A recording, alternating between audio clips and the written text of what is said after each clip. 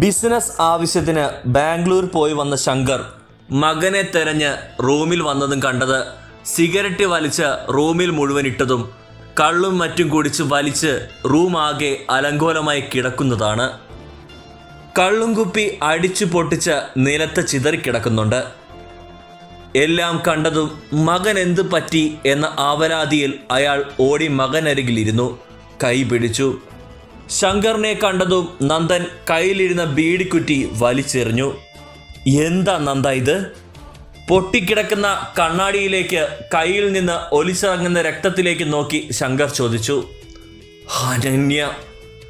പകയോടെ അതും പറഞ്ഞ് നന്ദൻ ശങ്കറിനെ നോക്കി. അതിനാണോ നിന്റെ ഈ കോപ്രായം? എന്താ നന്ദ ഇത്? ശങ്കർ ദേഷ്യത്തോടെ കൈ കുടഞ്ഞെറിഞ്ഞു. അച്ഛാ, അവളുടെ കൂടെ ഇപ്പോൾ ഒരു കാവൽക്കാരനുണ്ട്. അന്നേ അവളെ ഞാൻ കെട്ടിയിരുന്നേൽ ഇന്ന് എനിക്ക് ഇങ്ങനെ ഭ്രാന്ത് പിടിക്കില്ലായിരുന്നു. ഹാ, നിനക്ക് എന്താ ചെക്ക? അവളുടെ കൂടെ ഏതോ ഒരുത്തൻ കൂടിയെന്ന് കരുതി ഇങ്ങനെ ഭ്രാന്താകാതെ. ഇപ്പോൾ അവൾ എവിടെയാണെന്നെല്ലാം നമുക്കറിയാലോ. ഇനി അവളുടെ വീട്ടിൽ പോട്ടെ, അപ്പോൾ നിങ്ങളുടെ കല്യാണം. ശങ്കർ നന്ദൻ്റെ തോളിൽ തട്ടി പറഞ്ഞു. ഇനി എന്തിനാ വീട്ടിൽ പോകാൻ കാത്തു നിൽക്കുന്നത്? ഇപ്പം തന്നെ അവളെ വേണം എനിക്ക്. ഇല്ലെങ്കിൽ ആ കാവൽക്കാരൻ അവളെ സ്വന്തമാക്കും. അതൊന്നും സംഭവിക്കില്ലടാ. ഇത്രയും കാത്തിരുന്നത് അതിനല്ലേ? ആ ചെക്കനെ കുറിച്ച് ഒന്ന് അന്വേഷിച്ചോ നീ? അച്ഛാ, ഞാൻ വീണ്ടും പറയാൻ വന്നതും ശങ്കർ അത് തടഞ്ഞുകൊണ്ട് ആവർത്തിച്ചു. ധൃതി കൂട്ടാതെടാ. ഇവിടെ നിന്നായാൽ ഹോസ്റ്റലിൽ നിന്ന് കേസും മറ്റുമാകും. നിങ്ങളുടെ കല്യാണം കഴിഞ്ഞാലും ചിലപ്പോൾ ആകെ പ്രശ്നമാകും. ഇതുവരെ കാത്തു നിന്നത് നിനക്ക് അവളെ കിട്ടാനും അവളുടെ പേരിലുള്ള സ്വത്ത് കിട്ടാനുമാണ്. ഒരു നിമിഷത്തെ എടുത്തുചാട്ടം കൊണ്ട് അതെല്ലാം ഇല്ലാതാക്കാൻ പറ്റില്ല നന്ദ. എൻ്റെ വാക്ക് ധിക്കരിച്ച് എന്തെങ്കിലും ചെയ്താ?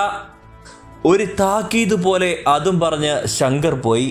തനിക്ക് വന്ന അമർഷം നിലത്ത് ആഞ്ഞു ചവിട്ടി തീർക്കാൻ ശ്രമിച്ചുകൊണ്ട് അവനും ഇരുന്നു. ആകെ മനസ്സ് അസ്വസ്ഥമായി നടക്കുമ്പോഴാണ് ദിയ വന്ന് വിളിച്ചത്. എന്താ അനു ഇത്? എത്ര നേരായിട്ട് ഇങ്ങനെ? ഒന്നുമില്ലടാ. എന്തോ അവളോടൊന്നും പറയാൻ തോന്നിയില്ല. എൻ്റെ പൊന്നു മോളെ, കള്ളം പറയാതെ. ഇങ്ങനെ ഇരുന്നോണ്ട് പ്രശ്നം സോൾവ് ആകുമോ? ഇല്ലല്ലോ. സിദ്ധുവേട്ടൻ ഉണ്ടടാ കൂടെ, എല്ലാം ശരിയാകും. എല്ലാവരും സിദ്ധുവേട്ടന് സപ്പോർട്ടാണല്ലോ.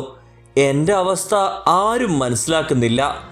ഇവർക്കൊക്കെ സിദ്ധുവേട്ടൻ പറഞ്ഞത് വലിയ കാര്യമാണെന്ന് മനസ്സിലായതുകൊണ്ട് അങ്ങനെ പറഞ്ഞു.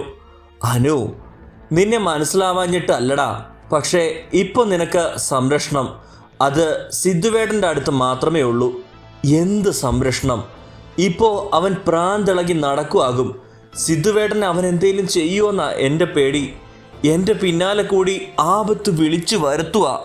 അത് സിദ്ധുവേട്ടൻ അങ്ങ് സഹിക്കും. ആള് ഒറ്റയ്ക്കല്ല മോളെ, കൂടെ കട്ടയ്ക്ക് 2 എണ്ണം കൂടെ ഉണ്ട്. അതുകൊണ്ട് ആളുടെ സേഫ്റ്റി നീ ആലോചിക്കണ്ട.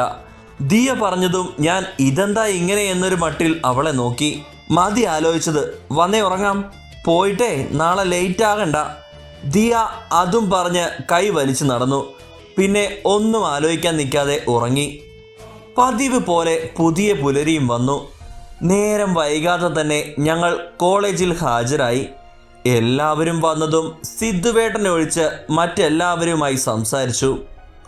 ഇനി എന്തായാലും ഒഴിഞ്ഞു മാറിയിട്ട് കാര്യമില്ലെന്ന് മനസ്സിലായപ്പോൾ ഒരു തരത്തിലും ആളെ നോക്കുക സംസാരിക്കുകയോ ചെയ്യുക ഇല്ലെന്ന് മനസ്സിൽ ഉറപ്പിച്ചാണ് വന്നത് തന്നെ. അല്ല ദിയ, നിന്റെ അൻവർ സാർ എന്തായി? ഒരു നടക്ക് നടക്കോ? കിച്ചുവേട്ടൻ പെട്ടെന്ന് അത് ചോദിച്ചതും ഞങ്ങളെല്ലാവരും ദിയയെ നോക്കി. പെണ്ണിൻ്റെ ഇരുത്തം കണ്ടതും ചിരിയും പാവവുമായിട്ട് തോന്നി. താടിക്ക് കൈ കൊടുത്ത് ഒറ്റ ഇരുത്തം. വല്ല ഇമ്പ്രൂവ്മെൻ്റ് ഉണ്ടോ മോളെ? ഒരു മാങ്ങാത്തൊലിയില്ല. ഇന്നൊന്ന് കാണണം. ദിയ അതും പറഞ്ഞ് എണീറ്റു. എവിടേക്കാ? അവിടെ ഇരി. വാ, മൂടുപോയി. അതും പറഞ്ഞ് മൂക്കും ചീറ്റി പെണ്ണ് നടന്നു. വല്ലോ കാര്യം ഉണ്ടായിരുന്നോ ഇപ്പോൾ അത് ചോദിക്കാൻ മാത്രം? പെണ്ണിൻ്റെ മൂടങ്ങ് പോയി. അപ്പം ശരി, ഞങ്ങളും പോട്ടെ. സിത്തു ഒറ്റ ശ്വാസത്തിൽ പറഞ്ഞു നിർത്തിയതും ഞാനും കീർത്തിയും അവളെ നോക്കി. അപ്പോൾ ഇളിച്ച് കാണിച്ചുകൊണ്ട് വാ എന്നും പറഞ്ഞ് നടന്നു. പിന്നെ അവിടെ നിൽക്കാതെ പോയി. ഇന്നെന്തായാലും സാറിനോട് സംസാരിക്കണം എന്നുറപ്പിച്ചായിരുന്നു ക്ലാസ്സിൽ കയറിയത്. അപ്പോൾ മൂപ്പര് ഇന്ന് ക്ലാസ്സിലില്ല. അത് കണ്ടതും മൂഡ് പോയി. ഇങ്ങേരിതെവിടെ പോയി? ഞാൻ താടിക്കും കൈയും കൊടുത്തിരുന്നു. ഷോ കഷ്ടായി അല്ലടി അനു. ഇതിപ്പോ ഇവളിന്ന് ചോദിക്കാൻ വന്നിട്ട് സാർ ലീവ്. സിത്തു എന്നെ ആക്കിക്കൊണ്ട് പറഞ്ഞതും എനിക്കങ്ങ് എരിവ് കയറി. അതെ പാവം സാർ. ഇനി വല്ലോ പെണ്ണുകാലിനും പോയതാണോ? പടച്ചോനെ, ദേ കുരുപ്പോളെ വേണ്ടാതീനം പറഞ്ഞ ഉണ്ടല്ലോ. എടി ഞങ്ങള് കാര്യത്തിൽ പറഞ്ഞതാ. അവളുമാരെ ഇളി കണ്ടതും ബാഗ് കൊണ്ട് എല്ലാത്തിനെയും തല്ലി അവിടുന്ന് എണീറ്റു. അപ്പോഴേക്കും ക്ലാസ് എടുക്കാൻ വേറെ സാറ് വന്നു. അതുകൊണ്ട് അവിടെ തന്നെ ഇരുന്നു. ഒക്കത്തിനെയും പ്രാഗിയിരുന്നു. കുരുപ്പോളെ കളിയാക്കി ചിരിക്കുന്നുണ്ട്. അത് മൈൻഡാക്കാതെ സാറ് ഇവളുമാര് പറഞ്ഞ പോലെ ഒന്നും പോയേക്കല്ലേ എന്ന് മനസ്സിരുത്തി പ്രാർത്ഥിച്ചു. ദിയെ കളിയാക്കി ഫസ്റ്റ് പീരീഡ് കഴിച്ചുകൂട്ടി. പക്ക ബോറാണേലും ക്ലാസ്സിലിരുന്നല്ലേ പറ്റൂ. ഇൻ്റർവെൽ ആയതും ഞങ്ങൾ വേഗം മരച്ചുവട്ടിലേക്ക് പോയി സ്ഥാനം പിടിച്ചു. ആമ്പിള്ളാരും അപ്പം തന്നെ ഹാജരായി. കിച്ചേട്ടൻ കീർത്തിയുടെ അടുത്തു പോയി ഇരുന്ന് ആദ്യം തന്നെ. അരുണേട്ടൻ സിത്തുവിൻ്റെയും ദിയയുടെയും അടുത്തുപോയി. പിന്നെ ഇരിക്കാൻ ഒഴിവ് എൻ്റെ അടുത്താണ്. സിത്തുവേട്ടൻ വരുന്നത് കണ്ടതും ഞാൻ ഇരുന്നിടത്ത് നിന്ന് വേഗം എണീക്കാൻ ശ്രമിച്ചു. ആള് പെട്ടെന്ന് വന്ന് അവിടെ ഇരുന്നു. എൻ്റെ തോളിൽ കൂടെ കൈയിട്ട് അവിടെ തന്നെ ഇരുത്തിച്ചു. ഒരു ഞെട്ടലോടെ ഞാൻ ആളെ നോക്കിയപ്പോൾ 2 പിരികം പൊക്കി. എന്താന്ന് അത് കണ്ടതും വേഗം തല താഴ്ത്തി കൈ വിടുവിക്കാൻ ശ്രമിച്ചു. പക്ഷേ മുറുകെ പിടിച്ചതുകൊണ്ട് എൻ്റെ കൈ വേദനിച്ചതെന്നല്ലാതെ ഒന്നും ഉണ്ടായില്ല. പൊന്നുമോളെ, ഈ കൈ അവിടുന്ന് അനങ്ങില്ല. വെറുതെ ബലം പിടിക്കണ്ട. പെട്ടെന്ന് എൻ്റെ നേരെ നോക്കി ആള് പറഞ്ഞതും കൈയെടുക്ക്. അവിടെ വേറെ സ്ഥലമൊന്നുമില്ലേ? ഇല്ല, ഞാൻ എൻ്റെ പെണ്ണിൻ്റെ അടുത്തല്ലേ ഇരിക്കേണ്ടേ. ദേവ്, വെറുതെ എന്നെ ചൊറിയാൻ നിൽക്കണ്ട. ഞാൻ പറഞ്ഞു എനിക്ക് നിങ്ങളെ ഇഷ്ടമല്ലെന്ന്. കൈ തട്ടി മാറ്റാൻ ശ്രമിച്ചുകൊണ്ട് പറഞ്ഞതും പെട്ടെന്ന് എൻ്റെ മുഖത്തിന് നേരെ മുഖം കൊണ്ടുവന്ന് ഒരു നിമിഷം ഞാൻ സ്റ്റക്കായിപ്പോയി. ഇഷ്ടമല്ലേ? നിനക്കെന്നെ ഇഷ്ടമല്ലേ? എൻ്റെ കണ്ണിലേക്ക് നോക്കി സിദ്ധുവേട്ടൻ അത് ചോദിച്ചതും ആ മിഴികളിൽ ഒരു നിമിഷം ഞാൻ നോക്കി. ഒന്നും പറയാൻ എൻ്റെ നാവ് അനങ്ങുന്നില്ല. ആ ഇരുത്തം അങ്ങനെ അങ്ങ് ഇരുന്നു പോയി. പെട്ടെന്ന് എല്ലാവരും കൂടെ ചുമച്ചതും ഞാൻ ഞെട്ടി മുഖം തിരിച്ച് ഒരു പിടച്ചിലോടെ താഴെ നോക്കിയിരുന്നു. എന്തോ നടാ, ഞങ്ങളെ ഒന്നും കാണുന്നില്ലേ മോനെ? കിച്ചേട്ടൻ ആക്കിയതും ആളൊരു കൂസലുമില്ലാതെ തോളനക്കിയിരുന്നു. ഒന്നും പറഞ്ഞിട്ട് കാര്യമില്ലെന്ന് അറിയുന്നത് കൊണ്ട് തന്നെ അവിടെ ഇരുന്നു. പെട്ടെന്ന് കോള് വന്നതും അമ്മയാണ്. അവിടെ നിന്ന് രക്ഷപ്പെട്ടാലോ എന്ന് സമാധാനത്തോടെ ഫോൺ എടുത്തു. ആരാടാ? അമ്മയാ. അതിന് എവിടെയാ പോണേ? അവിടെ ഇരി. കിച്ചേട്ടൻ അതും പറഞ്ഞ് ഫോൺ മേടിച്ച് സ്പീക്കറിലിട്ടു. അനു? ആ അമ്മേ. എന്താ അമ്മേ പതിവില്ലാതെ ഈ നേരത്ത്? ഒന്നുമില്ലടാ, അമ്മയ്ക്കൊന്ന് വിളിക്കാൻ തോന്നി. അല്ല, ഇപ്പം ക്ലാസ് ഉണ്ടോ? ഇല്ല. എന്താ അമ്മേ, എന്തേലും പ്രശ്നമുണ്ടോ? എൻ്റെ അനു, ഒരു പ്രശ്നമില്ല. ഞാൻ ചുമ്മാ വിളിച്ചതാന്നേ. പതിവില്ലാതെ ഈ നേരത്ത് വിളിച്ചത് കൊണ്ട് വീണ്ടും ചോദിച്ചു. ഒന്നുമില്ലെന്ന് കേട്ടപ്പോൾ സമാധാനമായി. അപ്പോൾ തന്നെ ബാക്കിയുള്ളവർ സംസാരിക്കാൻ തുടങ്ങി. എല്ലാവരും എന്തൊക്കെയോ പറഞ്ഞ് അവസാനം കട്ടാക്കി. അപ്പോൾ തന്നെ ബെല്ലടിച്ചതും അപ്പോഴേ ഒന്ന് സമാധാനമായത്.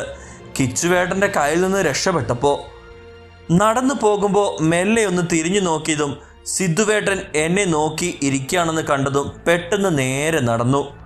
മനസ്സ് വീണ്ടും നോക്കാൻ പറഞ്ഞപ്പോൾ ഒന്നുകൂടെ ഒന്ന് നോക്കി. അപ്പോൾ ആളെ തലയാട്ടി ചിരി കണ്ടതും ആകെ ചമ്മി. ഞാൻ നോക്കിയത് ആള് കണ്ടതുകൊണ്ടാണ് ആ ചിരി എന്ന് മനസ്സിലായതും തലയ്ക്ക് ഒരു കൊട്ടും കൊടുത്ത് വേഗത്തിൽ നടന്നു. പെണ്ണിൻ്റെ പോക്ക് കണ്ട് ചിരിച്ചോണ്ട് അവന്മാരെ നോക്കിയതും രണ്ടും എന്നെ നോക്കിയിരിക്കുന്നു. എന്താടാ? ഒന്നുമില്ലടാ, ഞങ്ങള് ചുമ്മാ റൊമാൻസ് ഉണ്ടോ എന്ന് നോക്കിയതാ. അവന്മാർ പറഞ്ഞത് കേട്ടതും രണ്ടാൾക്കും ഓരോ തട്ട് കൊടുത്ത് അവിടുന്ന് എണീറ്റു. അപ്പോൾ ഞങ്ങളെ കൈ പിടിച്ച് അരുൺ അവിടെ തന്നെ ഇരുത്തി. എന്താ? എടാ പിന്നെ പറയടാ. പിന്നെ അതേടാ, പിന്നെ പിന്നെ എന്തുണ്ടടാ? അതാടാ. പുല്ലേ, ഡാടാ കളിക്കാതെ കാര്യം പറടാ.